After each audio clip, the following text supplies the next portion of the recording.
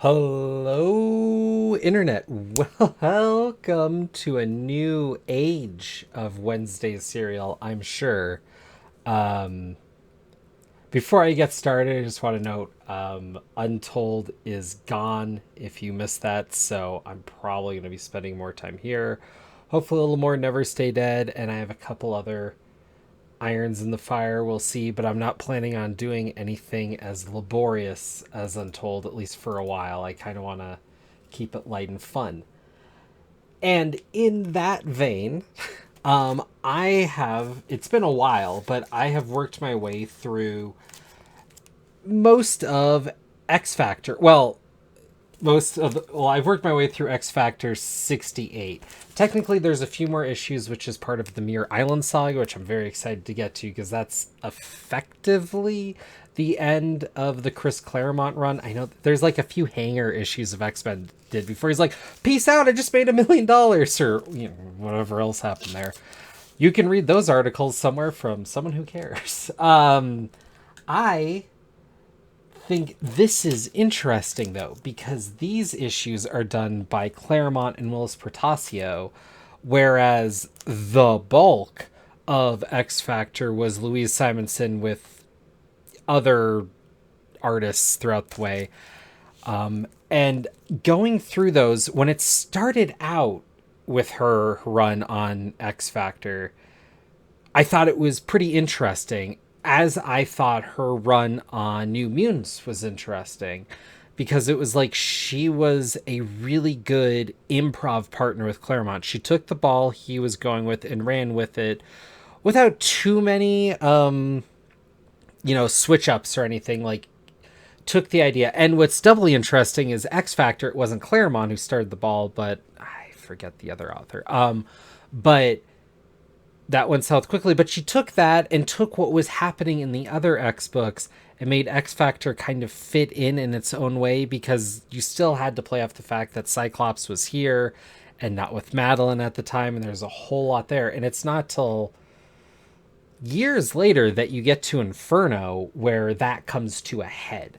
And so her playing with that and playing nice with everyone really helped, I think, make all the books rise and be to the status that they are today, held in memory. Very general overview. So, but as her run goes on, in particular post Inferno, where you get this like forever. Hold on. Yeah, that's right. The Judgment War saga, which goes on for 8 issues, where X Factor's taken to another planet and one's put in a coliseum, one has to deal with the slave uprising. If you've seen any off-planet stuff for a superhero team, you've seen this story. It's just not interesting. The side characters weren't interesting. The characters weren't interesting. I don't like the X Factor costumes, yada yada. I found her writing and run very tedious by the end, which is why I don't want to focus so much on that. But on this, which is a weird bit, like, so Claremont's juggling a lot here. He's coming on and writing these characters who, by and large, he's barely touched. He's obviously spent time with Cyclops until Cyclops went away, but the Cyclops that he left with is not the Cyclops we're getting here. This is a whole Cyclops, and he's trying to make drama with it. And this story ends, spoilers, with his son being sent away to the future.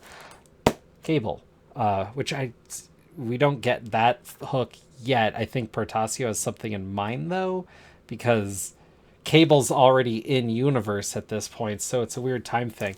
But what's funny to me is I knew what happened in this story, and I have since I was a kid, because of things I'd read on the back of cards or whatever, and knowing where these characters were.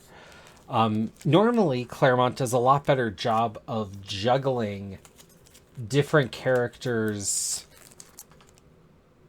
arcs throughout a big story. I mean, this is 5 issues. This isn't the Dark Phoenix saga, but there's a lot of Dark Phoenix saga in this that they're playing off of. But in truth, this is Cyclops, this is Jean, and their drama with Apocalypse, and they bring in the Inhumans partway through the story.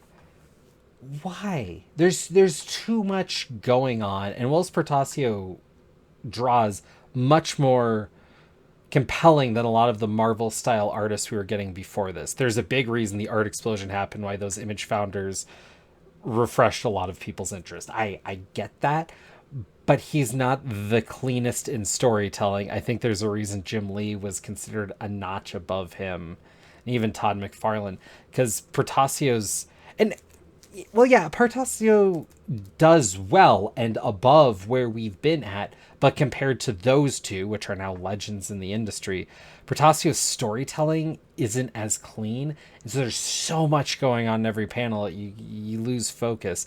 In his defense, though, I imagine these Claremont scripts were not the best, and I can tell Portasio's energy and want for frickin' bang 'em up action was not where Claremont was at this time. If you're reading Uncanny in this era, which I have been, and that's the thing, that's part of the reason it's taken me forever to get through X Factor, is I really been reading I read New Mutants, and then I was reading Uncanny until I got to a point, and then I started reading X Factor to a point, like between the events, and I'd be hopscotching, and then I started in Wolverine now, which doesn't really play with anything else till ages later, so just enjoying that. It was a break from the X-Men, but going through this, the Claremont stories at this time are very pared down. They're like, each issue focuses on like 1 to 2 characters. There's like an entire story in an issue, and it's very character centric, and the plot is usually just enough to get the character to realize something, and that's it. It's too pared down. It is not Claremont's best writing. It's interesting now seeing Claremont in different like ages of his writing, and at this point I think the wear and tear of the editorial office, which I've heard tale of with him battling, I mean, this would have to be at the peak of it.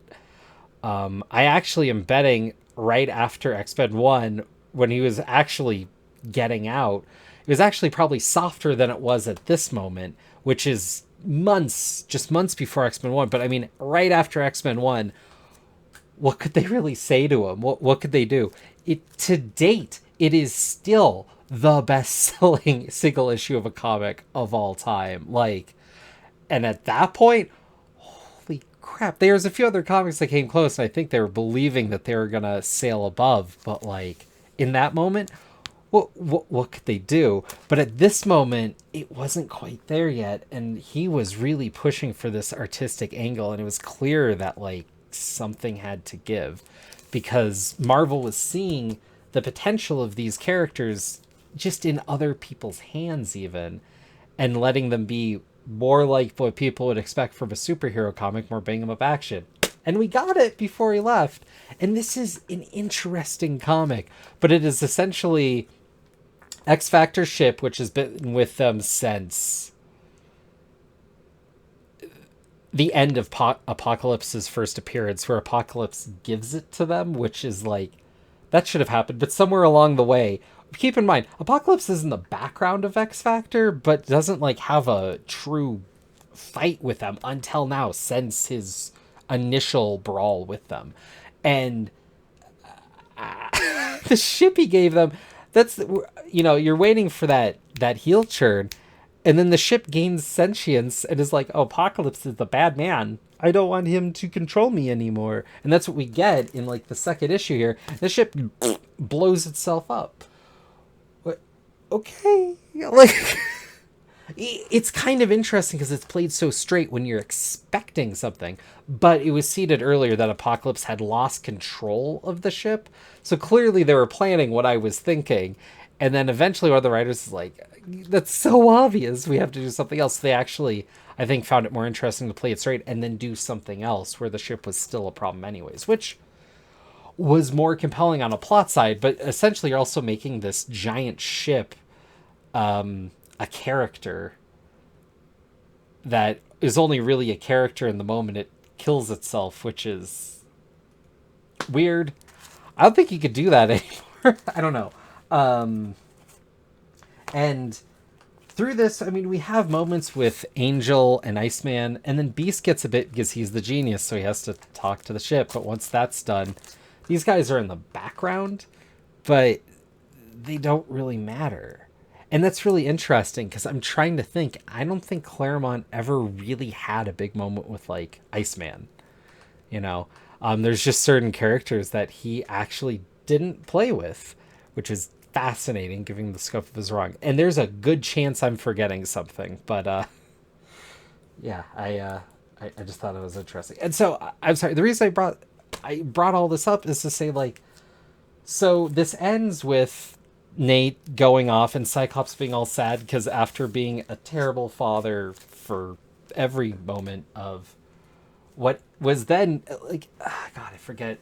It was supposed to be Christopher, and then his name becomes Nathan because Madeline renames the baby to make Cyclops mad. But considering she was an evil witch at that point and tried to kill the baby, you think you'd say, we're not going to roll with that. It is against the mother's wishes, but she tried to murder everyone, so I don't know why that happened. And she chose Nathan because Nathan was the name of Cyclops' bully when he was a kid. So, what a be. I just, there's so much weird stuff that happened in X Factor, and then we get to the culmination of it, and then we get on the other side of it, and it feels like it does, like none of it mattered. The X Factor gets reabsorbed into the X-Men, and all the capitulations about them having hunted down mutants being X Factor, or the exterminators, and then X Factor on the back end. That's all gone away before any of the regular X players get to them. Because they find out, oh, that was a bad idea. That was put in place by a mutinator that they had just had this huge bang up with.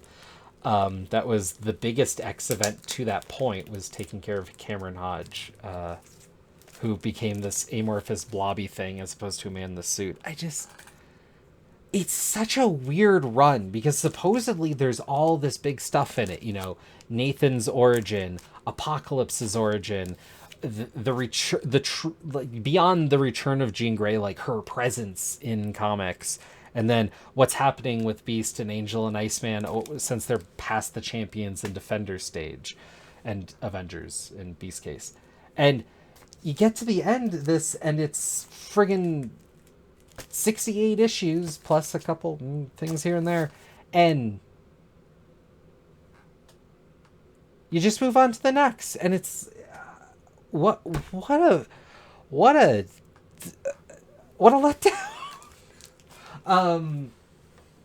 There's a little bit more, so I'm hoping the Mirror Island saga redeems or at least bridges some stuff so it feels a little bigger.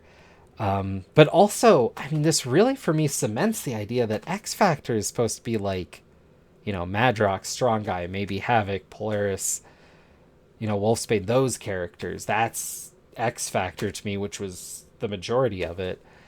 And then there's the most recent X Factor, which got canned after 10, which I thought was interesting because it was one of the higher selling X books based on what I saw, but it was very twee and painful to read. I was honestly going to drop it, and then it was like the 10th is the last one. I was like, oh, well, I got 9 of them ordered, so I guess I'll get the last one just to clean it out.